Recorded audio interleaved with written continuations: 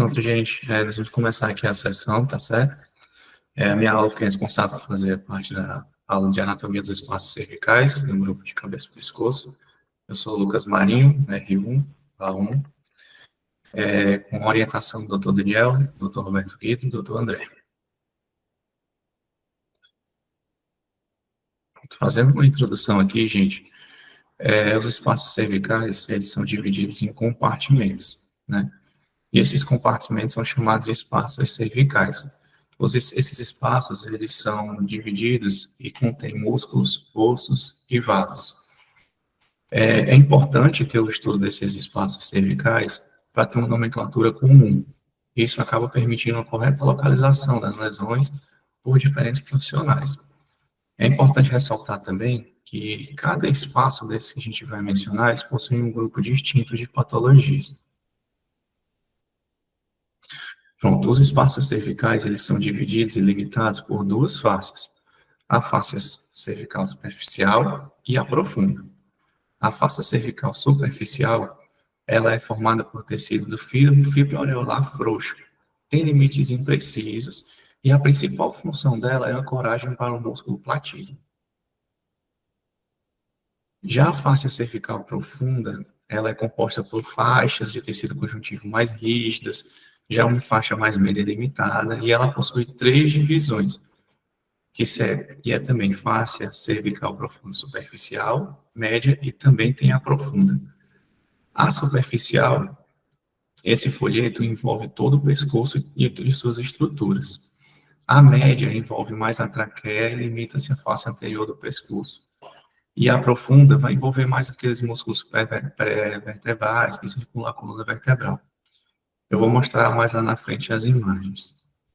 Aqui é só para mostrar para vocês que nessa imagem, né, aqui nós temos o músculo platisma e a face cervical superficial serve basicamente como ancoragem para esse músculo. Então, não tem muitos espaços assim que a gente vai estudar dentro dela. Quando se rebate o músculo platismo, mostrando nessa imagem aqui, a gente consegue ver a face cervical profunda, que aí sim nós vamos adentrar mais agora nos espaços. Esses são os espaços cervicais, na face cervical profunda, né? Nós vamos falar, eu separei aqui cada um deles, mas nós vamos mostrar individualmente nos próximos slides. O pescoço também ele é separado em a parte supraioide e infraióide. A parte supraioide divide o pescoço da base do crânio até o osso ióide, e o infraióide, do osso ióide até a transição cérvico-torácica. Os espaços também vão estar contidos nessa subdivisão. Outra divisão também no pescoço são em relação aos triângulos cervicais. Tem o triângulo anterior e o triângulo posterior lateral do pescoço.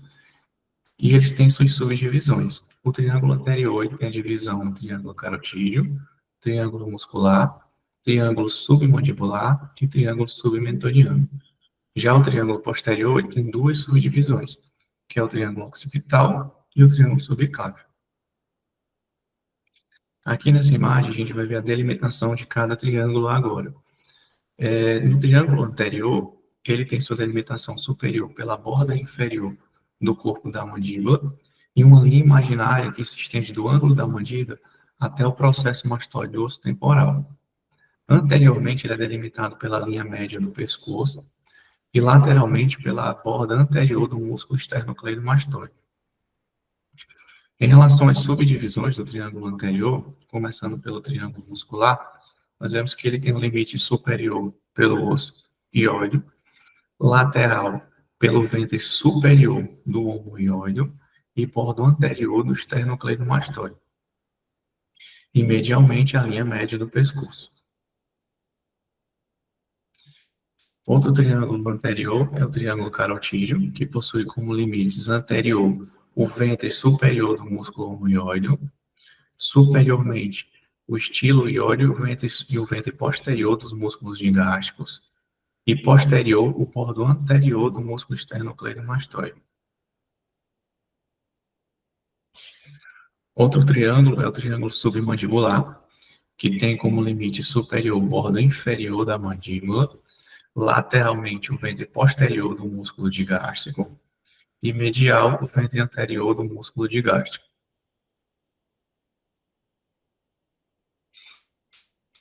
Outro triângulo ainda, entre os triângulos, o triângulo anterior, é o triângulo inferior, que tem o triângulo submentoniano, desculpa, que tem como limite inferior o osso ióide, lateral, o ventre anterior do músculo digástrico, e medial, a linha média do pescoço.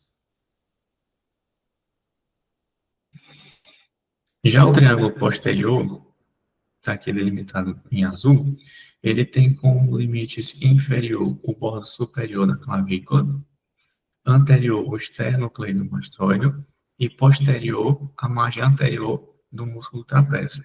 E aí esse triângulo ele também vai se dividir em outros dois, que é o triângulo occipital, que tem como limite anterior a margem posterior do esternocleidomastoide, anterior posterior à margem anterior do trapézio e inferior ao ventre inferior do homoióide.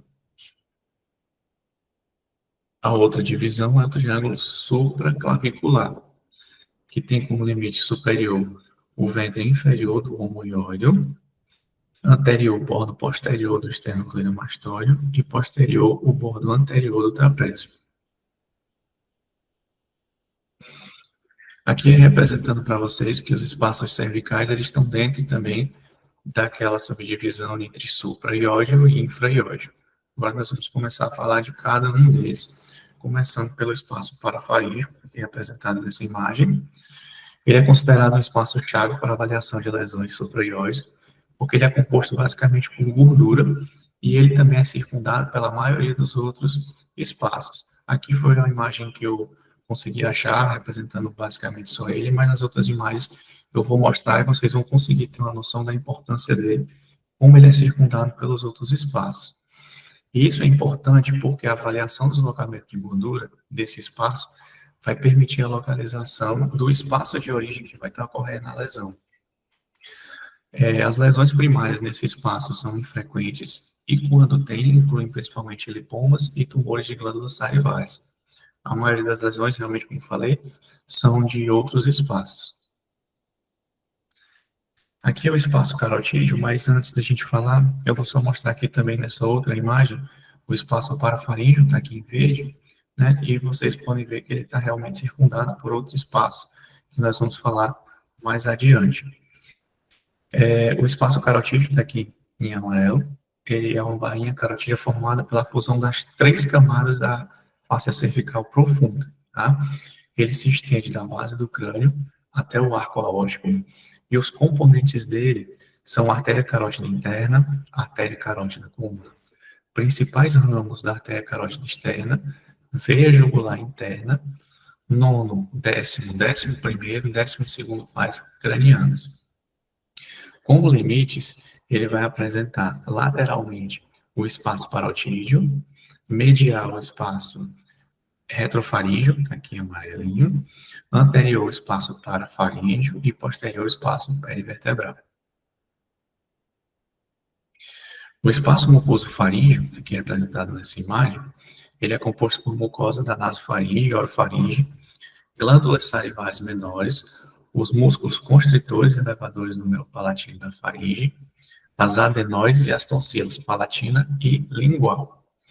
A face que compõe esse espaço é a camada média da face cervical posterior, e ele tem como limites medialmente a via aérea, posterior o espaço retrofaríngeo e lateral os espaços parafaríngeos.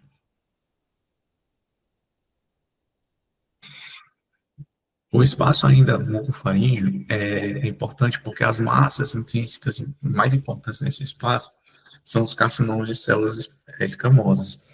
Surgem na superfície das mucosas da nasofaringe, orofaringe e hipofaringe. Também pode, esse espaço ele também pode estar sendo acometido por lesões inflamatórias também. Já o espaço parotídeo, ele está localizado posteriormente ao músculo masseter e à mandíbula e lateral ao espaço parafaríngeo. Ele contém a glândula parótida, nervo facial, veia retromandibular, artérias carótida externa e linfonodos intraparotídeos. Esse espaço ele é dividido pelo nervo facial, que eu representei aqui em azul, e ele está localizado lateralmente à artéria carótida externa. E é importante essa localização porque esse nervo facial, ele divide a parótida em lobo superficial e lobo profundo. Já o espaço mastigador é um espaço supraiódeo, ele é bilateral e simétrico, delimitado pela camada superficial da face cervical profunda e possui dois componentes, o supra e o infrazingomático. É importante esse espaço porque passa por ele o forame espinhoso, né, que é por onde passa a artéria meningia média. E ele possui como limites anterior o espaço bucal, posterior medial o espaço parafaríngeo e posterior o espaço parotídeo. Então, gente, só ressaltando também a importância ainda do espaço parafaríngeo, né? Ressaltando aquele outro slide, e ele está delimitado por vários outros espaços. Aqui nessa imagem a gente consegue ver ainda melhor. E aí agora nós vamos dar continuidade ao espaço mastigador, mostrando que a lesão originária nesse espaço desloca o espaço parafaríngeo posterior e medialmente. Até porque a principal componente dele é a musculatura mastigadora, mas ele também tem outros componentes, como o ramo mandibular trigêmeo e seus ramos, que é o nervo milioide, nervo alveolar inferior, nervo lingual e nervo aurículo temporal. Possui também o ramo e a porção posterior do corpo da mandíbula. Já o espaço retrofaríngeo, aqui representado em laranja, ele é situado na linha média, posteriormente à faringe e ao esôfago cervical. Esse espaço, ele apresenta componentes supra e infra-ióides.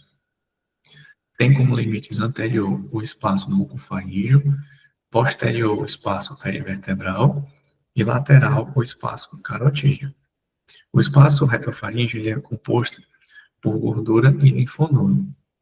Mas é importante a gente falar desse espaço, que as paredes laterais desse espaço, eles são feitas por uma face cervical profunda e são chamadas de faces alares.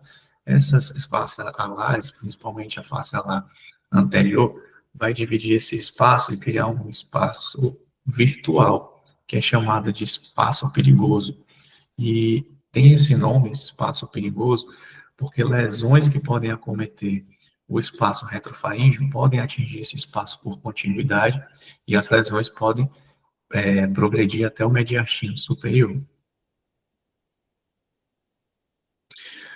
Já o espaço perivertebral, ele é situado posteriormente, circundando toda a coluna vertebral, e estende-se da base do crânio até o mediastino superior.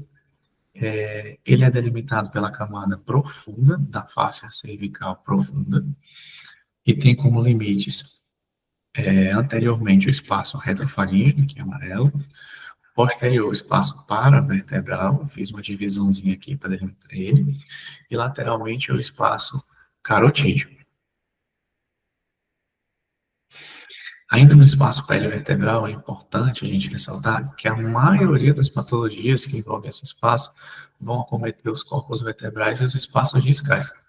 E a minoria das lesões que vai estar centrada na musculatura paraespinhal propriamente dita. Outro espaço é o espaço bucal, aqui em azul. Ele é situado lateralmente à porção alveolar da maxila e anteriormente ao espaço mastigatório. Ele tem como limites medial o músculo bucinador, lateral o músculo da expressão facial, os músculos da expressão facial, o zigomático maior, menor e risório, e posterior, músculo masseter, pterigóide medial e mandíbula. Ainda no espaço bucal, ele tem como componentes gordura, gordura bucal, lobo acessório da glândula parótida, glândulas salivares menores, ramos bucais do nervo facial e mandibular, artérias facial e bucal e veia facial. As lesões desse espaço ocorrem secundária à disseminação do espaço, assim como também acontece no espaço parafaríngeo, né? E os principais espaços que podem ter lesões que podem progredir para o espaço bucal são o espaço mastigatório e o espaço submandibular. Já o espaço sublingual, aqui em vermelho, Ele situa-se no assoalho da boca e se comunica posteriormente com o espaço submandibular, que está aqui em laranja. Por isso eu já coloquei uma imagem com os dois, para ter uma imagem melhor e uma noção de como eles se comunicam. Esse espaço sublingual ele possui como conteúdo músculos, nervos hipoglossolingual, artéria e veia lingual, ductos e glândulas sublinguais, a porção profunda da glândula submandibular e linfonodos. O espaço sublingual é importante também a gente ressaltar nele, que ele está frequentemente relacionado com infecções dentárias, principalmente aquelas infecções dentárias que têm como ponto de partida até o primeiro molar. Já no espaço submandibular, que tem ele em outro corte, ele tem uma forma em ferradura, ele situa-se posterolateral ao espaço sublingual, naquele outro slide deu para ver, e contém o lobo superficial da glândula mandibular e linfonodos. As principais lesões desse espaço são celulites e abscessos. Também pode ter tumor, e alguns tumores mais importantes desse espaço são tumor benigno, cistoadenoma cistoso, hemangioma e extensão de carcinoma espinocelular do assoalho da boca. O espaço visceral ele é o principal espaço infra-ióide. Até então nós falamos de todos os espaços supra-ióides e agora nós vamos entrar nos infra-ióides. Dentre os infra-ióides, o principal é o espaço visceral, sendo delimitado pela camada média da face cervical profunda, e ele apresenta dois componentes, o componente muscular e o componente visceral. O componente muscular é composto por musculatura pré-laríngea e pré-tireoide. Já o componente visceral é composto por glândulas paratireoides, glândula tireoide, esôfago, laringe, hipofaringe, traqueia, linfonodos e o nervo laríngeo recorrente. Então, é um espaço bem importante, principalmente quando se fala em patologia, né? Porque pode estar contendo, com certeza, lesões da tireoide, paratireoide, e os que são os carcinomas espinocelulares de laringe também, e hipofaringe.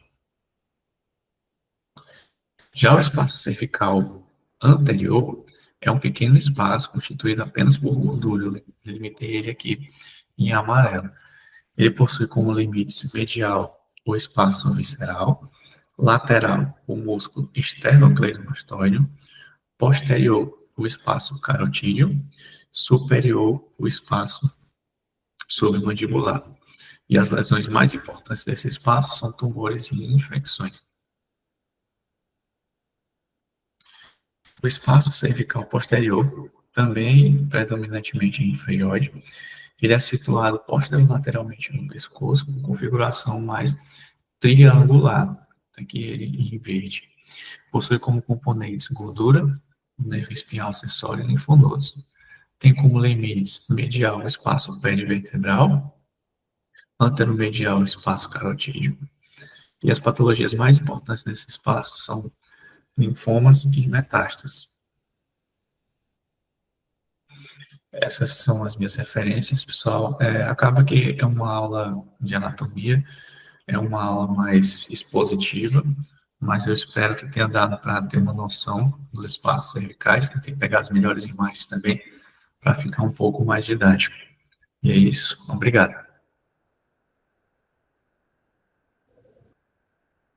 Ok, Lucas. Parabéns aí pela aula. A gente coloca realmente vocês para dar essa aula mais básicas, né, de anatomia, para justamente para ir se familiarizando, né? Eu sei que é difícil, né, para quem nunca